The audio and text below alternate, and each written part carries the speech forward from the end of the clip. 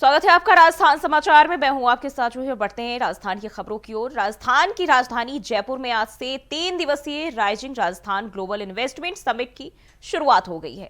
देश के प्रधानमंत्री नरेंद्र मोदी ने Jaipur exhibition convention centre Sitapura में समिट का उद्घाटन किया, जहां पर पीएम ने प्रदर्शनी का अवलोकन किया। यहां पीएम मोदी ने बारीकी से चीजों को देखा।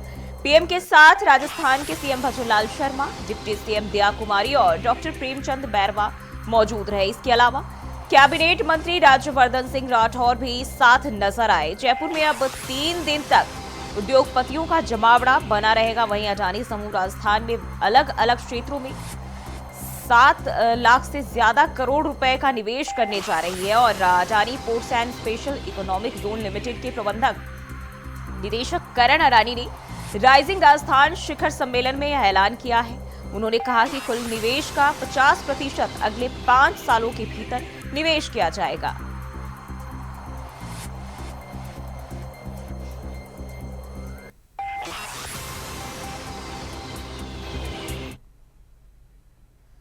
और rising Rajasthan global investment summit में प्रधानमंत्री नरेंद्र मोदी ने कहा कि राजस्थान की विकास यात्रा में आज एक और अहम दिन है। देश और दुनिया में बड़ी संख्या में प्रतिनिधि और निवेशक यहां पधारे हैं। यहां उद्योग जगत के भी कई सारे साथी मौजूद हैं। साथियों, आज दुनिया का हर एक्सपर्ट, हर इन्वेस्टर भारत को लेकर बहुत ही उत्साहित है। रिफॉर्म, परफॉर्म, ट्रांसफॉर्म के मंत्र पर चलते हुए भारत ने जो विकास किया है वो हर क्षेत्र में नजर आता है। आजादी के बाद के 7 दशक में भारत दुनिया की 11वीं सबसे बड़ी इकोनॉमी बन पाया था। उसके सामने पिछले 10 वर्ष में भारत 10th लार्जेस्ट इकोनॉमी से 5th लार्जेस्ट इकोनॉमी बना है।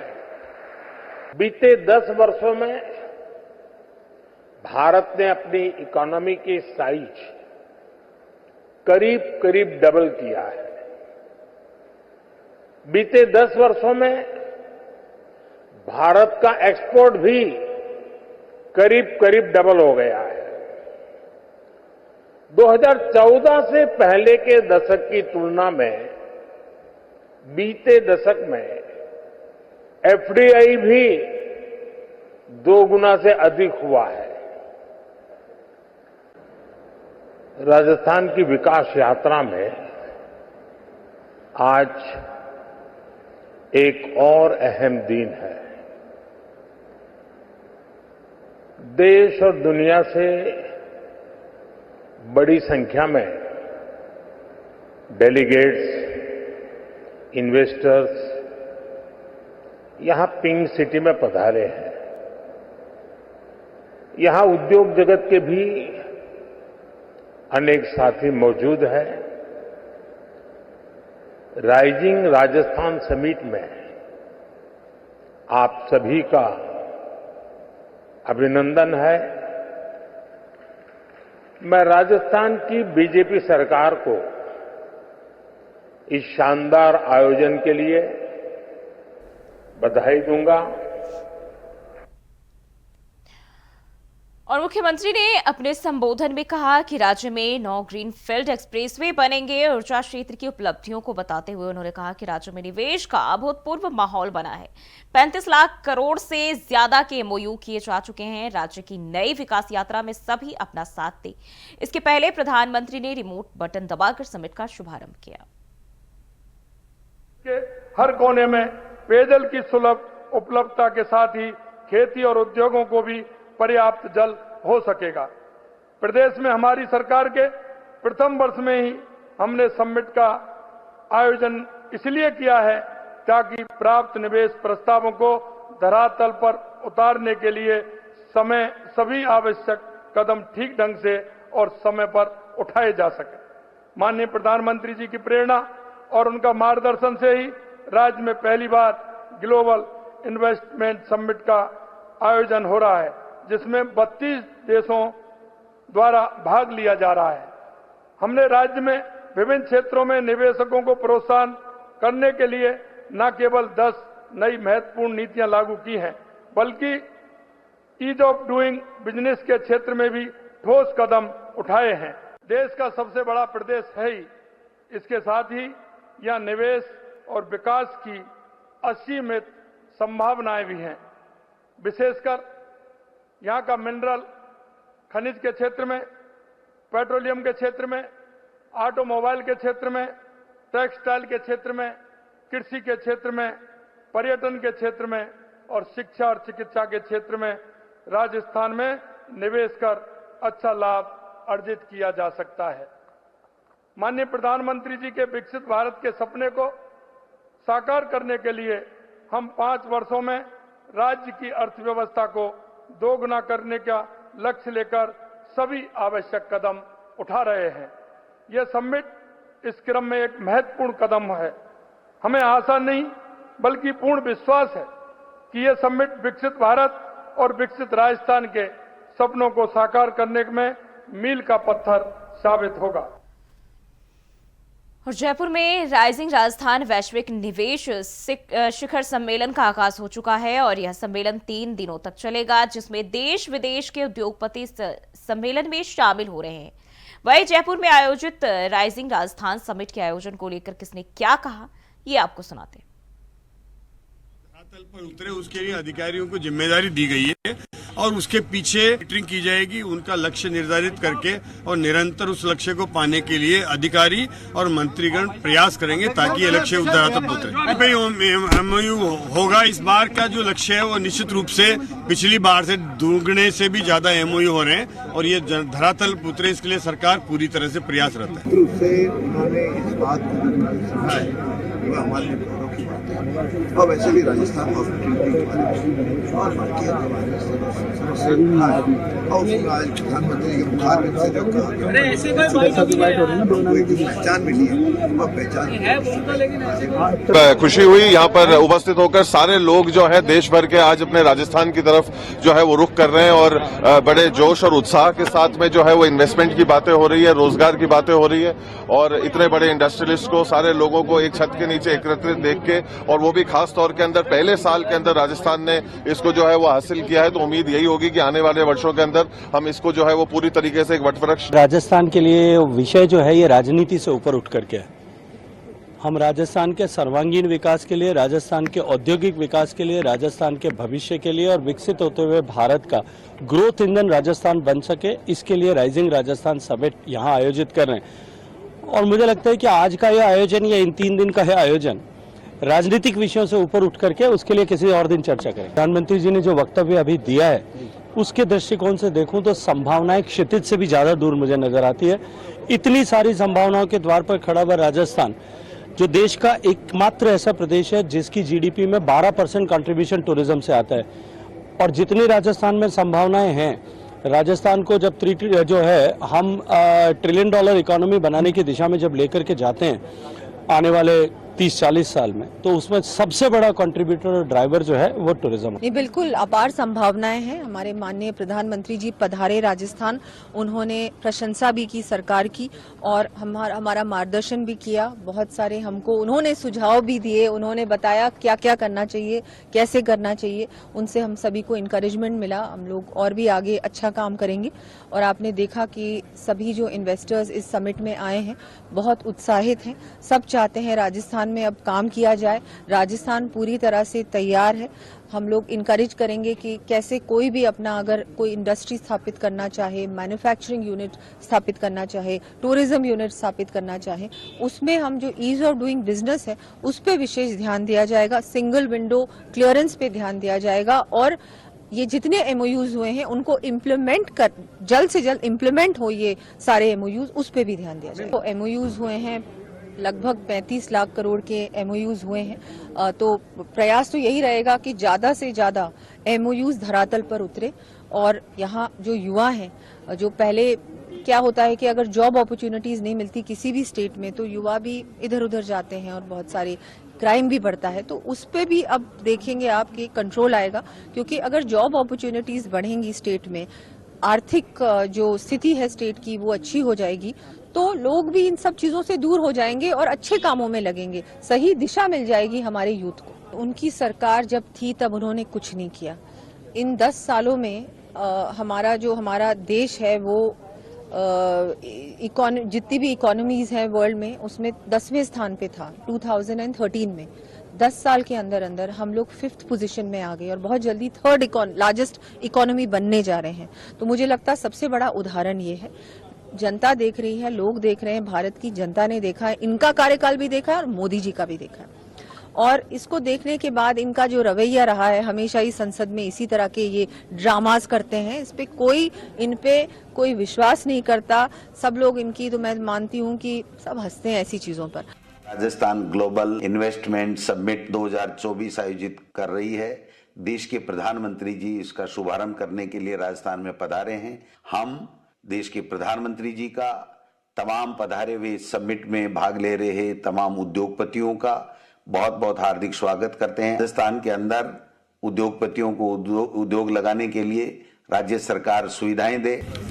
ये जमीन पे आते ही जॉब्स, इकोनॉमी और राजस्थान का एक रंग बदलने का मौका मिलेगा। भगवान से प्रार्थना यही करती हूँ कि ये जल्दी से जल्दी जमीन पे आ जाए। अगले 4 सालों में हम लोग सब इसको अच्छी तरह से फलते फूलते राजस्थान को देख।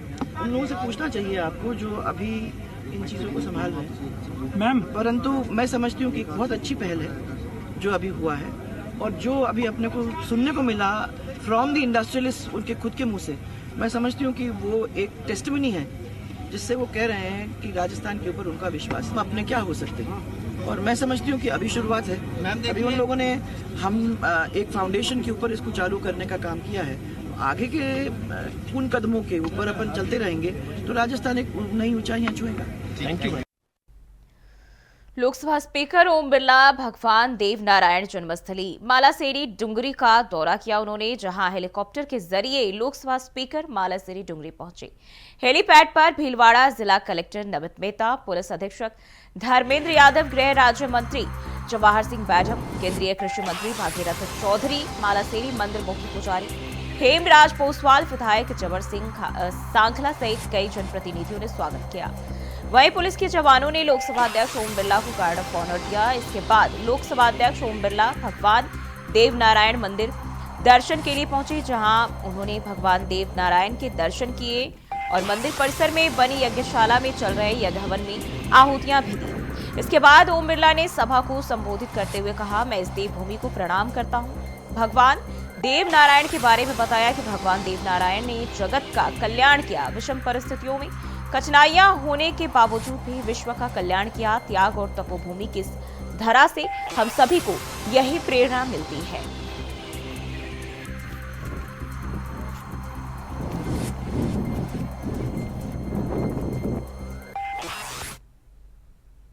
और खबर फलोदी जिले से है, जहां मुंजासर गांव में विधायक महंत प्रतापपुरी महाराज राजगुरु दुर्गादास ने राव रूपाजी राठौर की अष्ट धातु से बनी प्रतिमा का अनावरण किया। इस मौके पर 601 सालों बाद रूपावत राजपूत राठौर परिवार एक मंच पर देखा गया। वहीं इस मौके पर मेधावी छात्र छात्राओं और सामाजिक कार्यकर्ताओं को सम्मानित भी किया गया। मुंजासर गांव के ठाकुर हिम्मत सिंह ने सामाजिक कार्यों के लिए 1 बीघा जमीन दी है।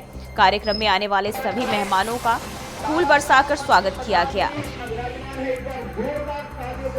आगे बढ़ाने का भाव रखते हुए इतिहास पुरुष आज राव रूपाल जी की जयंती बड़े हर्षोल्लास से बहुत सुंदर प्रतिमा लगाई। मेरे भक्त वंश के सभी लोगों को बहुत बहुत उद्देश्य साधुवाद। ये युग अब नया युग है और पुनः भारत विश्व गुरु बन रहा है। सक्षम भारत, समृद्ध भारत और भारत बनने में आइए हम सब लोग हमारे महापुरुषों के बताए मार्ग पर चलते हुए पुनः अपने कर्तव्य का निर्वहन करें। और ये स्वर्णिम युग है, इसलिए अब चूकना नहीं है, करके दिखाएं। और खबर बांसवाड़ा से है, जहां चिड़ियावासा गांव में कागदी नदी पुल पर दूल्हे की कार अनियंत्रित होकर नदी में जा गिरी। इस हादसे में कार में सवार 4 लोग गंभीर रूप से घायल हो गए, जिसमें दूल्हा भी शामिल है। दूल्हे की कार एमपी से आ रही थी। सुबह पुल के पास मोड़ पर कार अनियंत्रित होकर नदी में गिर गई। सभी घायलों को एमजी चिकित्सालय में भर्ती कराया गया। सदर थाना पुलिस मौके पर पहुंची और क्रेन की मदद से कार को नदी से बाहर निकाला गया।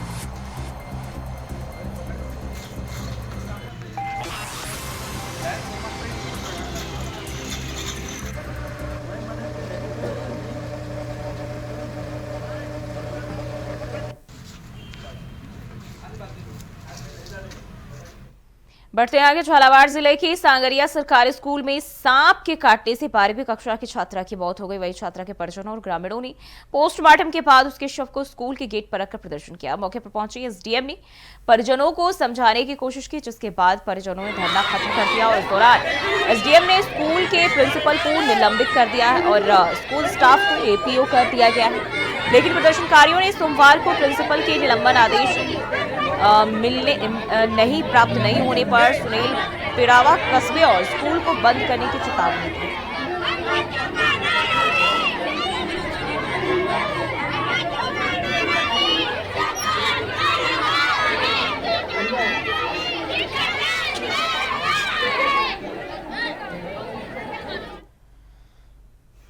खबर डूंगरपुर से है, जहां जिले की साइबर थाना पुलिस को बड़ी कामयाबी हाथ लगी है। साइबर थाना पुलिस ने फर्जी ग्रो मनी कंपनी बनाकर ट्रेडिंग के नाम पर 8.50 लाख रुपए की ठगी करने वाले एक आरोपी को चित्तौड़गढ़ से गिरफ्तार किया है। पुलिस आरोपी से पूछताछ कर रही है, जिसमें अन्य बड़े साइबर ठगी के मामलों के खुलासे की संभावना बताई जा रही है। उमेद सिंह नामक व्यक्ति ने साइबर थाने में एक रिपोर्ट पेश की थी कि उससे धर्मेंद्र पंचाल नाम का व्यक्ति जो अलवर जिले का निवासी है, उसने मनी ग्रो नामक कंपनी का एक लिंक भेजा तथा उसे इस बात का लालच दिया कि आपको ये और बांग्लादेश में हिंदुओं पर हो रहे अत्याचार को लेकर टिटवाना में सर्व हिंदू समाज के लोगों ने रैली निकालकर जिला कलेक्टर को राष्ट्रपति के नाम ज्ञापन सौंपा। बांग्लादेश में शेख हसीना सरकार के तख्ता पलट के बाद अब वहां की सरकार हिंदुओं पर अत्याचार कर रही है और हिंदुओं की पहचान करके उनको गिरफ्तार किया जा रहा है। वहीं सर्व हिंदू समाज के लोगों ने भारत सरकार से इस मामले में दखल देने और बांग्लादेश में रह रहे हिंदुओं की सुरक्षा के लिए बांग्लादेश पर दबाव बनाने की मांग भी की है।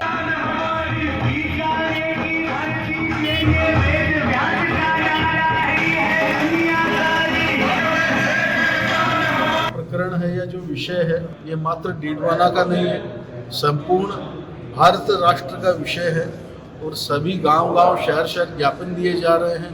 और ये विषय है कि शेख हसीना के हटने के बाद बांग्लादेश की जो स्थिति हुई है, जहां हिंदुओं पे अत्याचार हो रहा है, माँ बहनों की इज्जत लूटी जा रही है, मारा काटा जा रहा है, ये भारत सरकार से छुपा हुआ नहीं है। जिस तरह से हिंदुओं को टारगेट करके उनके घरों को जलाया जा रहा है, वहाँ हमारी बहन बेटियों के साथ अत्याचार हो रहा है, हमारे हिंदू समाज के मंदिरों को तोड़ा जा रहा है, इस सब के खिलाफ हम सर्व समाज जो हिंदू समाज है इकट्ठा होकर जिला कलेक्टर महोदय के माध्यम से राष्ट्रपति महोदय को हमने ज्ञापन दिया है और हमने मांग की है कि इस तरह के जो हिंदुओं के खिलाफ अत्याचार हो रहे हैं वो बंद होने चाहिए, जिस तरह से हमारे घरों को जलाया जा रहा है। और टिटवाना में जिला कलेक्टर पुखराज सैन राजकीय बागड़ जिला अस्पताल का औचक निरीक्षण करने पहुंचे। जिला अस्पताल पहुंचते उन्होंने अस्पताल के वार्डों का निरीक्षण किया और सभी सुविधाओं का जायजा भी लिया। वहीं निरीक्षण के दौरान अस्पताल का तमाम स्टाफ मौके पर मौजूद रहा। जिला कलेक्टर ने अस्पताल के अधिकारियों को व्यवस्थाएं सुधारने के निर्देश भी दिए।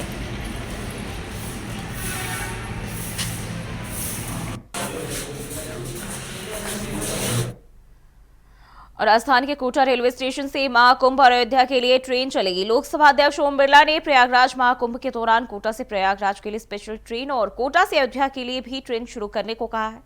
इसके अलावा उन्होंने कोटा दिल्ली और कोटा मुंबई के बीच अधिक यात्री भार के चलते अतिरिक्त और दैनिक ट्रेन सेवाओं का संचालन, इसके साथ ही कोटा से नई मेमो ट्रेन के परिचालन संबंधित कई विषयों पर भी चर्चा की।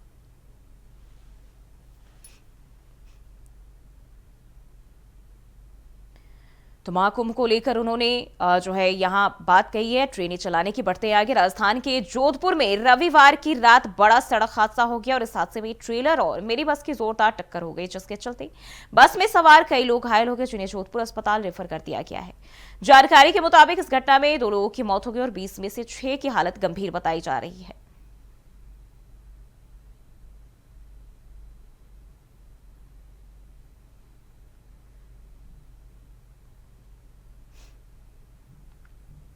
बढ़ते आगे खबर बांसवाड़ा के नलदा गांव से है, जहां चाय पीने से 3 लोगों की मौत हो गई। जहरीली चाय पीने से एक ही परिवार के 3 पीढ़ियों की मौत हुई है। इनमें सास, बहू और पोता शामिल है, जिसमें सास की मौत बांसवाड़ा के महात्मा गांधी अस्पताल में हुई और बहू पोते की मौत उदयपुर की महाराणा भोपाल अस्पताल में हुई है। इन मौतों से गांव में मातम पसरा हुआ है। दोपहर में चाय पीने के बाद एक ही परिवार के 6 लोगों को उल्टी दस्त होने लगे और उसके बाद सभी पीड़ित बेहोश हो गए। उनकी हालत देखकर परिवार के लोग डर गए और उन्हें तुरंत बांसवाड़ा मुख्यालय स्थित महात्मा गांधी अस्पताल ले गए, जहां 3 लोगों की हालत गंभीर देखते हुए उन्हें हायर सेंटर उदयपुर रेफर कर दिया गया।